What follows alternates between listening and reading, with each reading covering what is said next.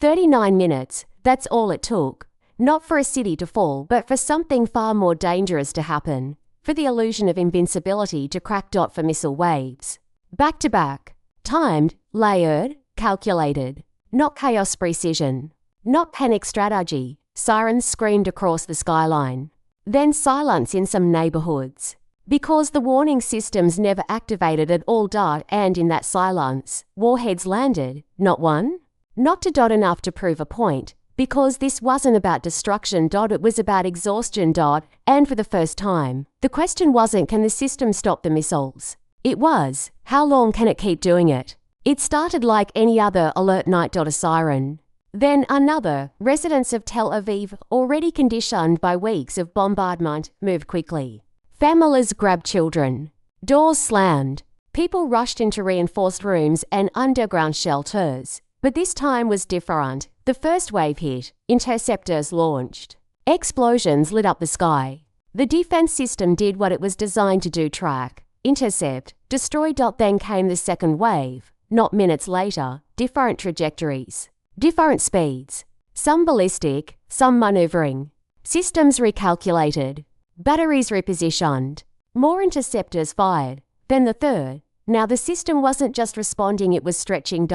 And then the fourth. By the time the final missiles entered terminal phase, something had changed. Not because the defenses stopped working, but because they were running out of time, space, and interceptors. Several warheads made it through. Explosions. Ripped through central districts. One. Detonated between apartment buildings. Roughly 100 kilograms of high explosive tearing through concrete and glass. Rescue crews pulled survivors from debris. Others weren't as lucky. Official reports listed injuries, but the real damage wasn't just physical. It was strategic. What happened that night wasn't a barrage. It was a test. Every element of the attack had a purpose. Wave timing too. Overload response cycles. Mixed missile types too. Confused tracking systems. Layered trajectories to collapse. Interception windows. Volume to drain interceptor. Reservesthers is what military analysts call saturation. Warfare. Not overwhelming a system instantly, but forcing it to fight continuously until it begins to degrade. And that's exactly what this campaign has been doing for 26 consecutive days. More than 80 waves. An average of 3 or more salvos per day. No pause. No reset. Just pressure among the weapons used. One stands out. A missile that defense planners have worried about for years because it removes one of the few advantages defenders rely on: warning time. This system is solid fuel. That means no fueling trucks. No long preparation. No vulnerable launch window. It moves. It fires. Almost instantly. And once it's airborne, it doesn't behave like older ballistic missiles. Instead of a clean arc, it adjusts, shifts during re-entry, alters its path just enough to complicate interception calculations. To a defense system that matters. Because interception depends on prediction.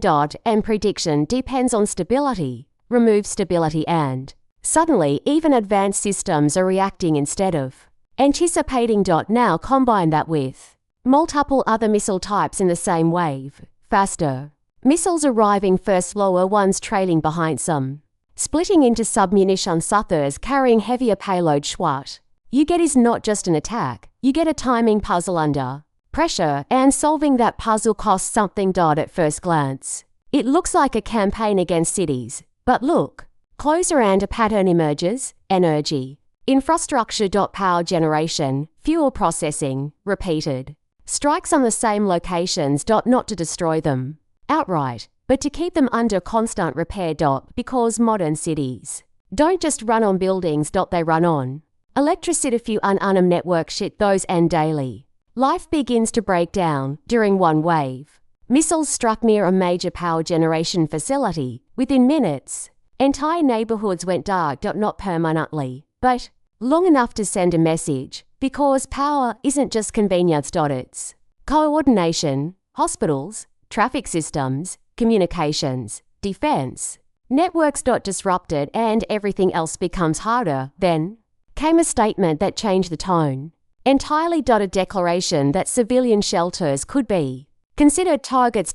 Not vaguely. Specifically. With claims of detailed knowledge, locations, designs, structural layouts. Now, whether or not that claim is fully accurate isn't the point. The point is what it signals, because shelters are not just structures. They are psychological anchors. They represent safety. Certainty. The last line between civilians and chaos.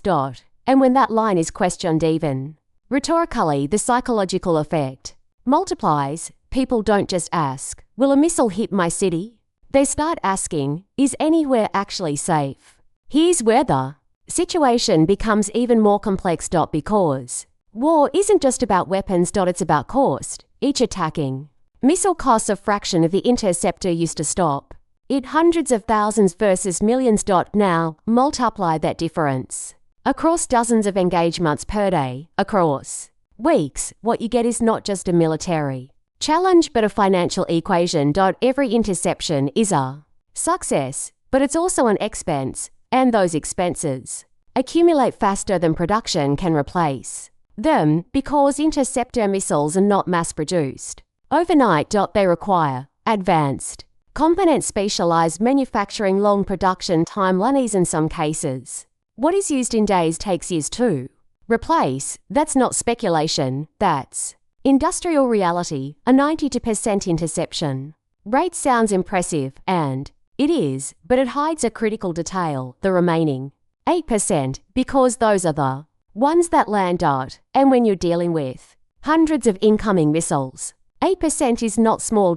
It's dozens of impacts, each one capable of destroying buildings, causing casualties, disrupting infrastructure. And when those impacts are spread over time, not all at once, they create something else: persistent pressure. Not one catastrophic event, but continuous disruption. Day after day, night after night. No defense system is designed for infinite use. They are designed with assumptions: expected attack volume, expected duration, expected replenishment rates. Break those assumptions and the system enters a different state. Not failure. But strain. You begin to see slower response times, increased reliance on prioritization, difficult choices about what to intercept, and in some cases, warning systems themselves can falter, not because they don't work, but because they are overwhelmed. What's happening doesn't stay local, because energy routes are global.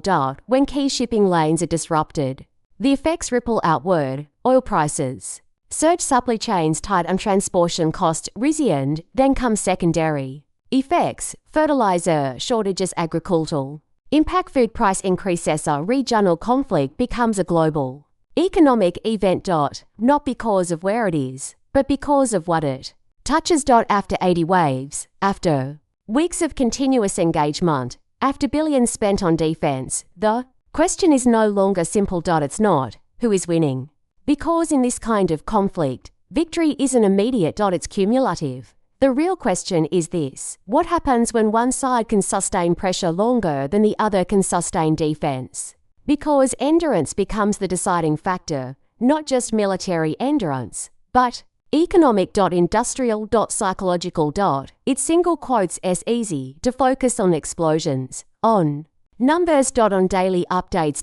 But underneath all of that, a deeper shift is happening. Modern warfare is moving toward continuous engagement instead of single battler, system degradation instead of instant destruction, iconic pressure instead of purely military objectives. And in that environment, resilience becomes the most important factor, not just the ability to fight, but the ability to keep functioning. 39 minutes. For waves, a city that held but felt the strain, because this wasn't the moment the shield failed. It was the moment people realized it doesn't have to fail to be in danger. It just has to be pushed. Again. And again. And again, until the question is no longer, can it stop the next missile?